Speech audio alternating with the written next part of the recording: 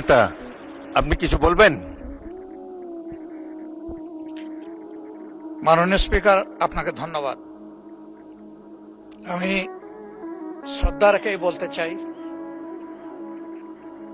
মাননীয় সংসদ সদস্য বয়সে আমার বড়, তিনি মুক্তিযুদ্ধে তার অবদান সবকিছুই বলেছেন, কিন্তু নিজের অবদান বলতে গিয়ে আরেকজনের অবদানের উপরে হাতুড়ি পেটানোর অধিকার কাউকে দেওয়া হয়। তিনি পার্সোনালি আমাকে হার্ট করেছেন। তিনি বলেছেন যে আমি বলে থাকি আমি শহীদ মুক্তিযোদ্ধা পরিবারের সদস্য,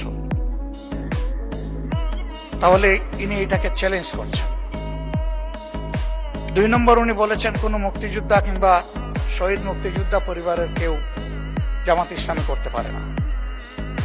তাহলে উনাকে জিজ্ঞেস করে করা লাগবে? এটি আমার নাগরিক অধিকার।